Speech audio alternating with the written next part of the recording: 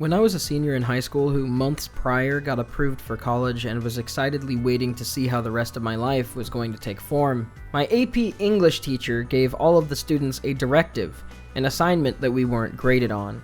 She had us write a letter to give ourselves 5 years in the future, and to ensure that it didn't get lost and that we didn't prematurely open it, she actually kept it in special set of boxes behind her desk, like she did every year for each coming class of students. Each year a new batch of letters went in. Each year she would send out a batch of letters. And I always wondered how she felt reaching out each year.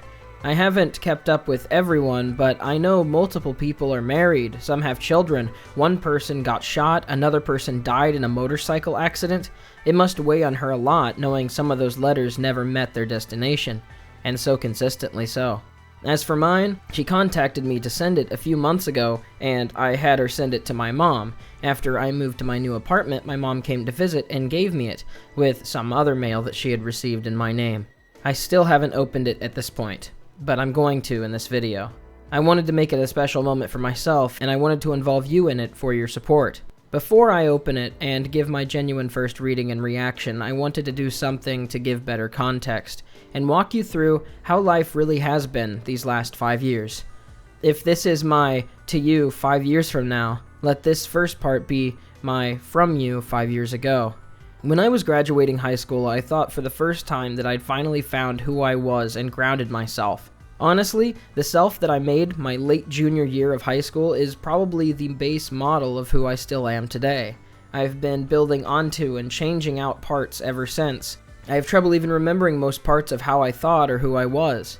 I was excited when I wrote this letter for what would come as I reached for my own life with my own freedom for the first time. I was going to be moving hours away to Tennessee and Nashville to pursue music. Little did I know that things would change very fast as I switched to business right before starting, and then after the first year became a double major in philosophy and psychology, keeping the business as a minor. I spent the first half of the year having fun, going to the occasional party and concert, meeting people, going on late-night food and grocery runs. Even the most mundane things I remember felt amazing whenever I started college. Comparatively, Nashville isn't all that big, but it felt like such a big city to a small-town Midwestern kid like me. When I wrote this letter, I remember still suffering from my crippling trauma after being assaulted in high school.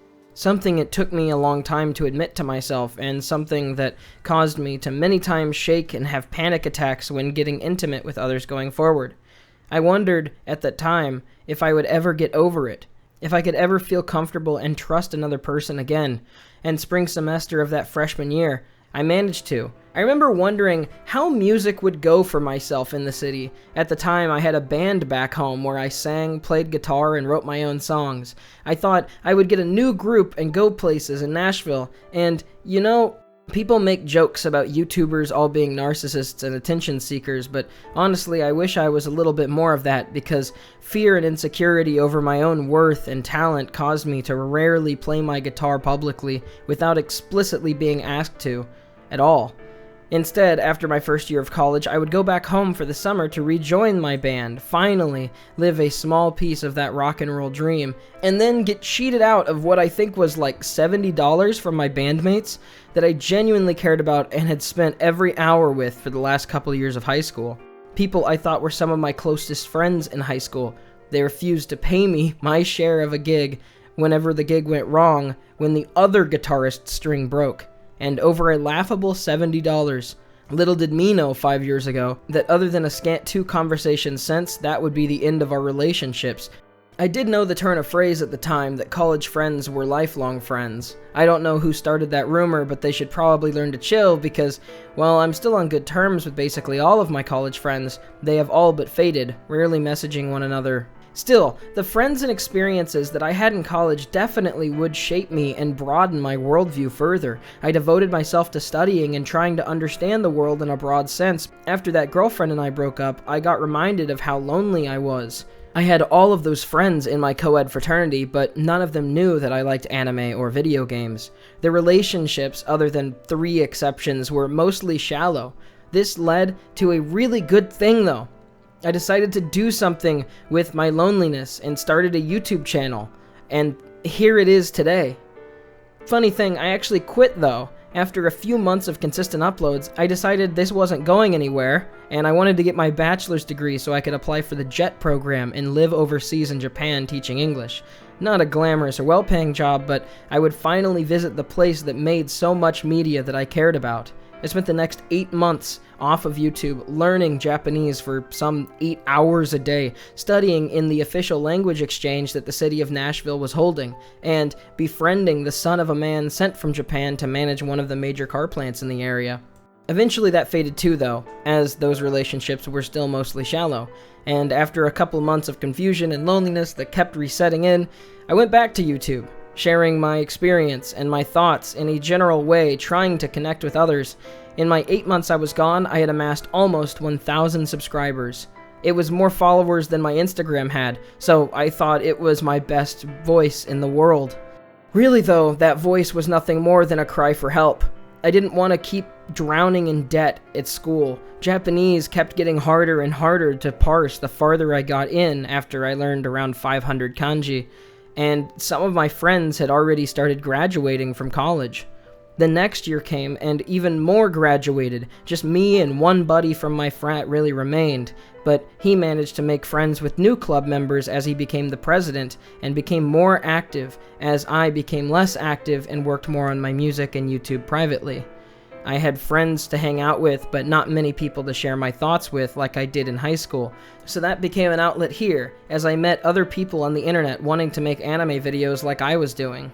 I felt at a crossroads, not knowing what I wanted to do, wanting to pursue this pipe dream of YouTube, all while getting worn out in college, but I didn't make a choice until something that would have never even crossed my mind 5 years ago happened. When I went back home for Thanksgiving, a particularly tough semester, I learned that my parents were getting divorced, and I had to help my dad move out with the very few free days I had back home.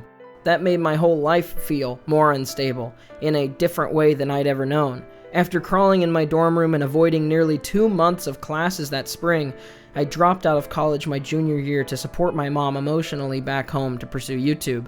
My goal was to make $1,500 a month consistently, even if I knew it was a long shot. I even posted on my YouTube at the time what my overall goal was. I dedicated all my time to YouTube, feeling more isolated than I had ever known. Basically saying, "Welcome home" to my mom after work some days, and getting lunch with my grandma from time to time. Me, 5 years ago, would have liked to know that, because I would always pick up my grandma from the flower shop she worked on Fridays, and get lunch with her after I got off my half day of school. Honestly though, YouTube things were growing enough for me to at least feel hope that things could change, but I couldn't really see much of that happening. Until I released a video promoting my Twitch on the day that Persona 5 Royal was released. I suddenly had over 100 people watching me consistently per stream. People were graciously thanking me for old videos and donating, and it was more than I could bear. It's really what I think is the most I've ever felt love in my life. It felt like all the despair was over, all the fear over the future. I finally had my breakthrough. I made it. But of course, it wasn't just a happy ending. The show still had to go on. I, unable to make my goal for most months, was now making triple of that, and in June of 2020, trying to capitalize on lowering rent prices, I bought my first apartment in the heart of Dallas, Texas. The worldwide pandemic had been going on for a handful of months. I remember stockpiling groceries as the US had planned a 3-week or so lockdown. Funny how not only did that not work, but it's still present to this day. This unaccounted for length of time led my idea of moving to the big city, making friends, and starting my life to the gutter. Instead, I would spend as much as 3 weeks straight without breathing fresh air at all, and at most going 4 months without anybody I know visiting me. With few exceptions, it was probably one of the most lonely years of my life, where I came to rely so heavily on my Twitch viewership to fill the void of communication within my world. It wasn't all bad though. I've always been a person who liked alone time and liked to have fun by myself. I spent a lot of time cooking, trying small new hobbies and things, and I even reached my biggest goal, feeling accomplished after 3 years with 100k subscribers. With minimal collabs or shoutouts, after scripting, recording, editing, making thumbnails, after years of dedicating my life to this YouTube channel and doing everything on my own, I finally, with the help of people who recognize that, reached 100,000 subscribers and got my plaque. This is the thing that I told myself for years would be the day that I told my family about my channel. Sometimes I would be so happy, I would even joke that everyone else had a terrible 2020, but 2020 was, despite everything, one of the best years of my life. The year I felt validated, like I wasn't a failure, like all of my years of effort amounted to something. That I could live on my own, that I could make a change, that people cared about little old me. And that was something I wanted so desperately, to feel needed by anything, anyone who would listen. I wonder if me 5 years ago ever dreamed of that instead of an office job or the like, that something I wanted since I was in the 5th grade would become my job. Still, it was at a cost of constant loneliness and anxiety, that any day I would fail and that the fear of failure would start consuming me. The aversion to losing something is actually greater than the fear of not gaining something. Psychologically, it draws people to work harder, and so sometime in October I became really depressed again.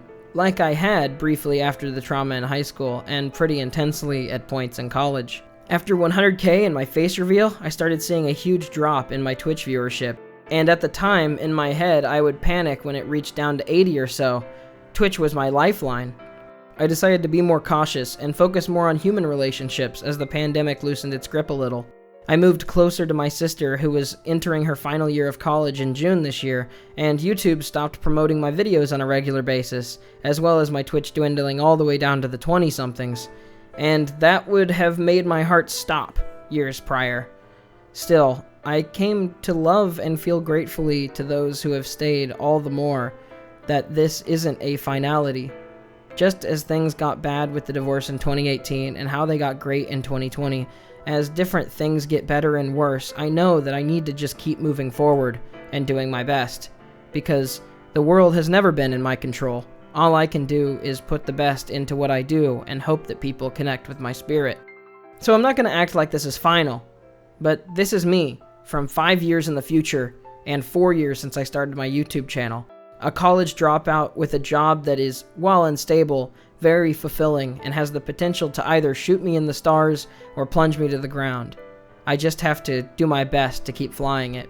I'm closer to my sister than ever, closer than 5 years ago for sure, us talking and being on the same page with most things. My sister's husband is one of my closest confidants, and the number of people that I have met and cared about in this online space are nearly innumerable to count. I also rarely play music outside of on streams. That is, rather than it being what I thought was my career when I was wide-eyed and 18 years old. They say that you never know where life will take you, and wow if that isn't accurate now.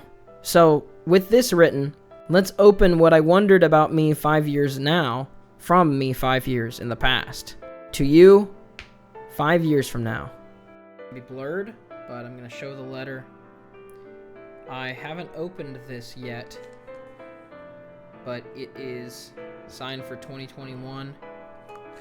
You can see the delivery date was given to my mother, the 18th of May, 2021. I wrote this whenever I was a senior in high school. And so now,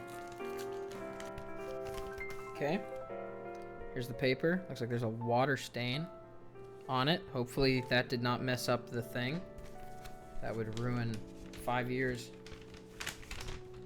Okay, wow. I wrote a whole page. Haven't got less talkative, I guess. Alright, Dear Nate Rivers. Sorry my handwriting is so sloppy. Hopefully you've gotten better. I'm filled with ambition for the future and am terrified that I will have let myself down. My last day as a senior is tomorrow, and graduation will be following quickly. Odd to think that when I read this again, I will have graduated an entire other 4 years of schooling. That's not true. After my parents' divorce, I dropped out the 3rd year. Anyways, I only wish I knew what is sure to get in my way. So when you read this, I will be where I want to be, whatever that is.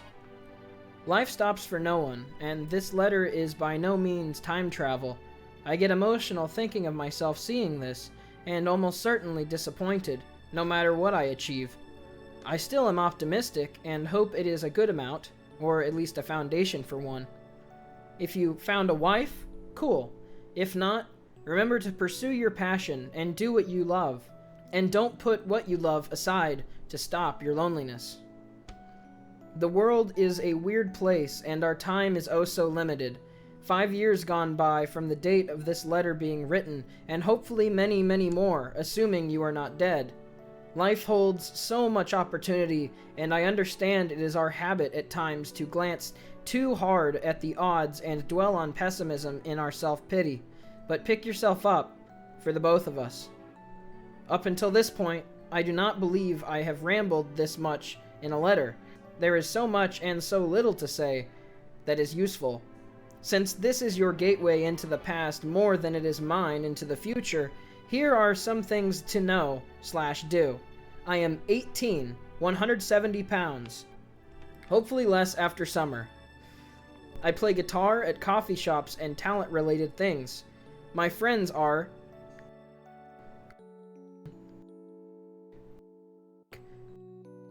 and although I have spoke to the prior 3 a lot less this year. I am confident contact with all of them will probably have ceased at this point, so you should give them a call. Also, tell Mom and Dad we love them. Hopefully is doing well too. Still with or no. And, as always, hope for the future. Me.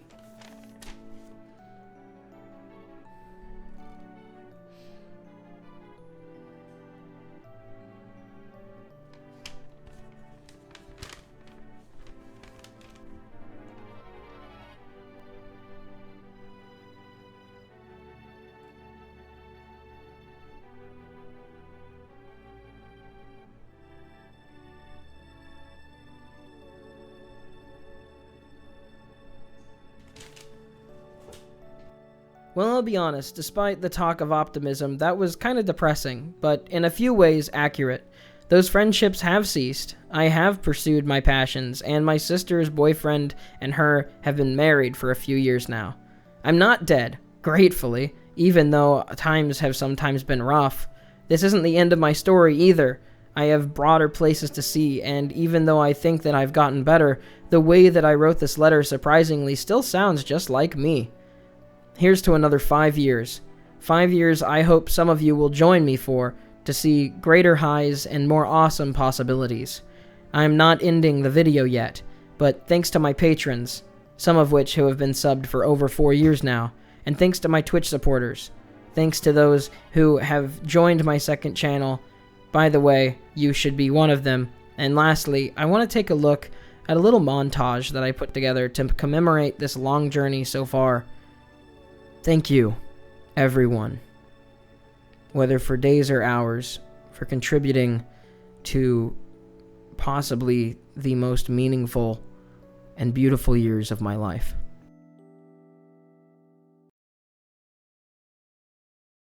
Any person you interact with has the same ability to deny interaction with you.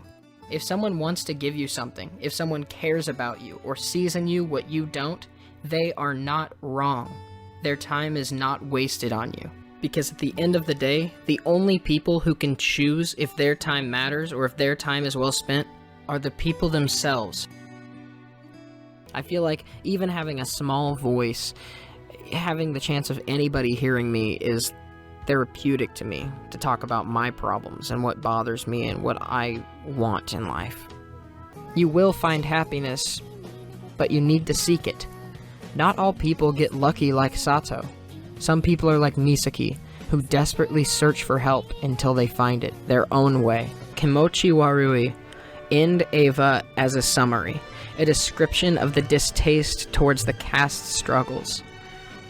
How can you find value inside when you hate yourself? Some of these things are symptoms, and some of them are being human.